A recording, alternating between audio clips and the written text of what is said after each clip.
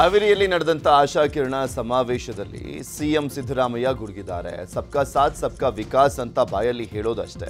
ನಾವೆಲ್ಲ ದೆಹಲಿಗೆ ಹೋಗಿ ನಮ್ಮ ತೆರಿಗೆ ಹಣ ನಮಗೆ ಕೊಡಿ ಅಂತ ಕೇಳಿದ್ವಿ. ನಾವು ಕೊಟ್ಟಿದ್ದು ನಮಗೆ ಕೊಡಿ ಅಂತ ಕೇಳಿದ್ರೂ ಕೊಡ್ತಾ ಇಲ್ಲ. ಇದನ್ನ ಕೇಳಿದ್ರೆ ಬಿಜೆಪಿಯವರು ಮೈ ಪರ್ಚ್ಕೊಳ್ತಾರೆ. ಇಡೀ ದೇಶದಲ್ಲಿ ಅನ್ಯಾಯಕ್ಕೆ ಒಳಗಾದಂತ ರಾಜ್ಯ ಅಂದ್ರೆ ಅದು ಕರ್ನಾಟಕ. 24 ಸಂಸದರು ಕೋಲೆ ಬಸವನ ತರ ತಲೆ ಅಲ್ಲಾಡಿಸ್ತಾರೆ. ಈ ಅನ್ಯಾಯದ ಬಗ್ಗೆ ಕೇಳ್ರಪ್ಪ ಅಂದ್ರೆ ಯಡಿಯೂರಪ್ಪನೂ ಕೇಳಲಿಲ್ಲ, ಬೊಮ್ಮಾಯಿನೂ ಕೇಳಲಿಲ್ಲ. ಯಾಕಂದ್ರೆ ಇವರಿಗೆ ದಮ್ ಇಲ್ಲ ಅಂತ ಟಾಂಗ್ ಕೊಟ್ರು.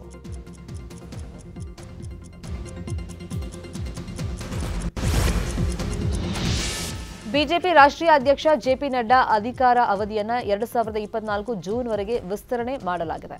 ದೆಹಲಿಯಲ್ಲಿ ನಿನ್ನೆ ಭಾರತ ಮಂಟಪದಲ್ಲಿ ಬಿಜೆಪಿ ರಾಷ್ಟ್ರೀಯ ಸಮಾವೇಶದಲ್ಲಿ ಪಕ್ಷದ ಹಿರಿಯ ನಾಯಕ ಅಮಿತ್ ಶಾ ಘೋಷಣೆ ಮಾಡಿದ್ದಾರೆ. ಈ ಮೂಲಕ ಬಿಜೆಪಿಯು 2024ರ ಲೋಕಸಭಾ ಚುನಾವಣೆಯನ್ನ ನಡ್ಡಾ ನೇತೃತ್ವದಲ್ಲಿ ಎದುರಿಸಲಿದೆ ಅಂತ ಪ್ರಕಟಿಸಿದರು. ಹಿರಿಯ ಕಾಂಗ್ರೆಸ್ನ ನಾಯಕ ಕಮಲ್ನಾಥ್ ಕಾಂಗ್ರೆಸ್ ತ್ಯಜಿಸಿ ಬಿಜೆಪಿ ಸೇರುವಂಥದ್ದು ಖಚಿತ ಎಂಬ ವದಂತಿಗಳು ಹರಿದಾಡ್ತಾ ಇದೆ. ಈ ಮಧ್ಯಪ್ರದೇಶದ 20ಕ್ಕೂ ಹೆಚ್ಚು ಶಾಸಕರು ಕೂಡ ಕಾಂಗ್ರೆಸ್ ತೊರೆಯಲಿಕ್ಕೆ ಸಜ್ಜಾಗಿದ್ದಾರೆ ಅಂತ ಹೇಳಲಾಗ್ತಾ ಇದೆ. ಈಗಾಗಲೇ 15ಕ್ಕೂ ಹೆಚ್ಚು ಶಾಸಕರು ಮತ್ತು 4 ಮೇಯರ್ಗಳು ದಿಢೀರನ್ನೇ ದೆಹಲಿಗೆ ತಲುಪಿದ್ದಾರೆ ಅಂತ ಹೇಳಲಾಗ್ತಾ ಇದೆ.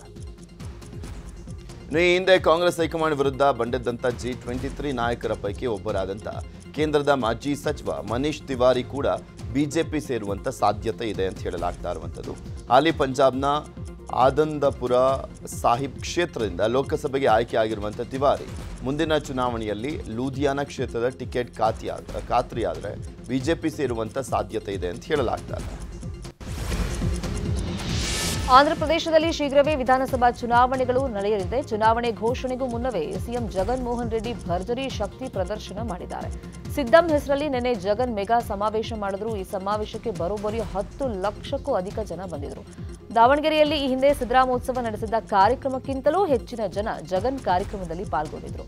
ಇಡೀ ದೇಶದಲ್ಲಿ ಇಷ್ಟೊಂದು ಸಂಖ್ಯೆಯಲ್ಲಿ ಅಂದರೆ 10 ಲಕ್ಷಕ್ಕೂ ಹೆಚ್ಚು ಕಾರ್ಯಕರ್ತರು ಜಗನ್ ಸಿದ್ದಂ ಕಾರ್ಯಕ್ರಮಕ್ಕೆ ಬಂದಿದ್ದು ದಾಖಲೆ ಅನ್ನಿಸಿಕೊಂಡಿದೆ. ವಿಧಾನಮಂಡಲ ಅಧಿವೇಶನ 6ನೇ ದಿನಕ್ಕೆ ಕಾಲಿಟ್ಟಿದೆ. ಇಂದಿನಿಂದ ಬಜೆಟ್ ಮೇಲೆ ಚರ್ಚೆ ಆರಂಭ ಆಗಲಿದೆ. ಉಭಯ ಸದನಗಳಲ್ಲಿ ಸರ್ಕಾರದ ಮೇಲೆ ಮುಗಿಬೀಳಲಿಕ್ಕೆ ವಿಪಕ್ಷಗಳು ಸಜ್ಜಾಗಿವೆ. ಸರ್ಕಾರ ಗ್ಯಾರಂಟಿಗಳನ್ನು ಹೊರತುಪಡಿಸಿ ಹೊಸ ಕಾರ್ಯಕ್ರಮಗಳನ್ನು ನೀಡಿಲ್ಲ ಹಾಗೂ ಕೇಂದ್ರ ಸರ್ಕಾರ ಹಣ ನೀಡಿದ ಬಗ್ಗೆ ಬಜೆಟ್ನಲ್ಲಿ ಉಲ್ಲೇಖ ಮಾಡಲಾಗುತ್ತೆ. ಇನ್ನು ಬಜೆಟ್ ಮಂಡನೆ ವಿರೋಧಿಸಿ ವಿಪಕ್ಷಗಳು ಸಭಾತ್ಯಾಗ ಮಾಡಿದ್ವು. ಇದೀಗ ಉಭಯ ಸದನಗಳಲ್ಲಿ ಬಜೆಟ್ ಮೇಲಿನ ಚರ್ಚೆ ವೇಳೆ ಬರ ನಿರ್ವಹಣೆ, ರೈತರ ಸಾಲ ಮನ್ನಾ ವಿಚಾರವಾಗಿ ಸರ್ಕಾರವನ್ನು ಇಕ್ಕಟ್ಟಿಗೆ ಸಿಕ್ಕಾಕ್ಸಲಿಕ್ಕೆ ಪ್ಲಾನ್ ಅನ್ನು ಮಾಡಲಾಗಿದೆ.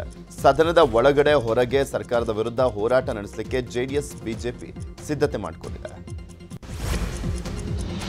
ತುಮಕೂರು ಲೋಕಸಭೆ ಟಿಕೆಟ್ಗೆ ಕಾಂಗ್ರೆಸ್ ಅಲ್ಲಿ ಫೈಟ್ ಜೋರಾಗಿದೆ. ಟಿಬಿ ಜಯಚಂದ್ರ ಕಣಕ್ಕಿಳಿಸೋದಕ್ಕೆ ಡಿಕೆ ಬ್ರದರ್ಸ್ ಪ್ಲಾನ್ ಮಾಡಿದ್ದಾರೆ ಎನ್ನಲಾಗಿದೆ. ಮುದ್ದಹನುಮೇಗೌಡ ಪರ ರಾಜಣ್ಣ ಹಾಗೂ ಪರಮೇಶ್ವರ್ ಇದ್ದಾರೆ. ಆದರೆ ಜಯಚಂದ್ರ ಕಣಕ್ಕಿಳಿಸೋದಕ್ಕೆ ಡಿಕೆಶಿ ಆ್ಯಂಡ್ ಟೀಮ್ ಪ್ಲಾನ್ ಮಾಡಿದೆ ಎನ್ನಲಾಗಿದೆ. ಜಯಚಂದ್ರಗೆ ಟಿಕೆಟ್ ಕೊಡಿಸಿದ್ರೆ ಕೆಎನ್ ರಾಜಣ್ಣ ಪರಮೇಶ್ವರ್ ಒಪ್ತಾರೆ ಅಂತ ಡಿಕೆ ಪ್ಲಾನ್ ಮಾಡ್ಕೊಂಡಿದ್ದಾರಂತೆ. ಅನಾರೋಗ್ಯ ಸಮಸ್ಯೆಯಿಂದಾಗಿ ಬೆಂಗಳೂರಿನ ಮಣಿಪಾಲ್ ಆಸ್ಪತ್ರೆಯಲ್ಲಿ ದಾಖಲಾಗಿದ್ದಂಥ ಮಾಜಿ ಪ್ರಧಾನಿ ಎಚ್ ಡಿ ದೇವೇಗೌಡರು ಗುಣಮುಖರಾಗಿದ್ದಾರೆ. ನಿನ್ನೆ ಸಂಜೆ ಆಸ್ಪತ್ರೆಯಿಂದ ಡಿಸ್ಚಾರ್ಜ್ ಆಗಿ ಪದ್ಮನಾಭನಗರ ನಿವಾಸದಲ್ಲಿ ವಿಶ್ರಾಂತಿಯನ್ನು ಪಡಿತಾ ಇದ್ದಾರೆ. ಗುರುವಾರ ಬೆಳಗ್ಗೆ ದೇವೇಗೌಡರಿಗೆ ತೀವ್ರ ಜ್ವರ, ಉಸಿರಾಟದ ಸಮಸ್ಯೆ ಕಾಣಿಸಿಕೊಂಡಿತ್ತು. ಕೂಡಲೇ ಅವರನ್ನು ಮಣಿಪಾಲ್ ಆಸ್ಪತ್ರೆಗೆ ದಾಖಲಿಸಲಾಗಿತ್ತು. ಸದ್ಯ ದೇವೇಗೌಡರ ಆರೋಗ್ಯ ಸ್ಥಿರವಾಗಿದ್ದು ಆತಂಕ ಪಡುವಂಥ ಅಗತ್ಯ ಇಲ್ಲ. ಅವರು ತೀವ್ರ ಓಡಾಟದಿಂದ ದೈಹಿಕವಾಗಿ ಆಯಾಸಗೊಂಡಿದ್ದರು. ಚಂಡೀಗಢ ಪಾಲಿಕೆ ಮೇಯರ್ ಮನೋಜ್ ಸೋಂಕರ್ ದಿಢೀರ್ ರಾಜೀನಾಮೆಯನ್ನ ಕೊಟ್ಟಿದ್ದಾರೆ. ಚುನಾವಣೆ ಪ್ರಕ್ರಿಯೆಯಲ್ಲಿ ಅಕ್ರಮ ವಂಚನೆ ನಡೆದಿದೆ ಎಂಬ ಆರೋಪಕ್ಕೆ ಸಂಬಂಧಪಟ್ಟಂತೆ ಸುಪ್ರೀಂ ಕೋರ್ಟ್ ವಿಚಾರಣೆಗೆ ಕೈಗೆತ್ತಿಕೊಂಡ ಸಂದರ್ಭದಲ್ಲಿ ಹೊಸದಾಗಿ ಆಯ್ಕೆಯಾಗಿ ಚಂಡೀಗಢ ಮೇಯರ್ ಮನೋಜ್ ಸೋಂಕರ್ ತಮ್ಮ ಸ್ಥಾನಕ್ಕೆ ರಾಜೀನಾಮೆ ಕೊಟ್ಟಿದ್ದಾರೆ. ಚುನಾವಣೆ ವೇಳೆ ಮತಚೀಟಿ ತಿರುಚಿದ ಆರೋಪ ಹೊತ್ತಿದ್ದ ರಿಟರ್ನಿಂಗ್ ಆಫೀಸರ್ ಸುಪ್ರೀಂ ಕೋರ್ಟ್ಗೆ ಹಾಜರಾಗ್ತಾ ಇದ್ದು, ಅದರ ಬೆನ್ನಲ್ಲೇ ಮೇಯರ್ ಆಗಿ ಆಯ್ಕೆಗೊಂಡಿದ್ದ ಬಿಜೆಪಿಯ ಮನೋಜ್ ಸೋಂಕರ್ ತಮ್ಮ ಸ್ಥಾನಕ್ಕೆ ರಾಜೀನಾಮೆಯನ್ನು ಕೊಟ್ಟಿದ್ದಾರೆ.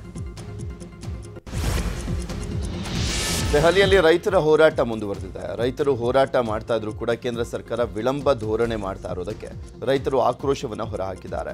ಕೇಂದ್ರ ಸರ್ಕಾರ ವಿಳಂಬ ಧೋರಣೆ ಅನುಸರಿಸುವುದನ್ನು ಬಿಡಬೇಕು, ಹಾಗೆ ನಮ್ಮ ಬೇಡಿಕೆಗಳನ್ನು 2024ರ ಲೋಕಸಭಾ ಚುನಾವಣೆಗೆ ನೀತಿ ಸಂಹಿತೆ ಜಾರಿಯಾಗುವುದಕ್ಕೂ ಮುನ್ನವೇ ಈಡೇರಿಸಬೇಕು ಅಂತ ರೈತ ನಾಯಕ ಜಗಜೀತ್ ಸಿಂಗ್ ಆಗ್ರಹಿಸಿದ್ದಾರೆ.